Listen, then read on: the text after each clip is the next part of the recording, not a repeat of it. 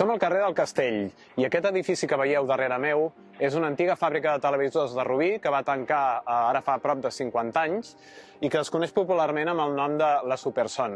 Com podeu comprovar, es troba en un estat de ruïna considerable, però malgrat això, ara fa 2 anys, l'Ajuntament de Rubí va decidir comprar-lo per un preu desorbitant. Us en donem més dades. Dues dades importants. Primera, l'Ajuntament va pagar per aquest edifici ruïnós 1,5 milions d'euros.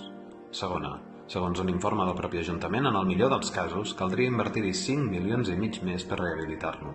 Això en el millor dels casos, ja que per fer una gran rehabilitació caldria enderrocar gran part de l'edifici. Però el pitjor no és això. El pitjor és que han pagat amb diners públics un preu desorbitat per un edifici abandonat des de feia 50 anys i sense ofertes de compra, sense projecte ni diners per dur-lo a terme. 7 milions d'euros de totes les rubinenques i rubinencs llançats per l'aigüera sense cap explicació raonable. Per què ho han fet? Creiem que la ciutadania té dret a exigir una explicació raonable per a aquest malbaratament.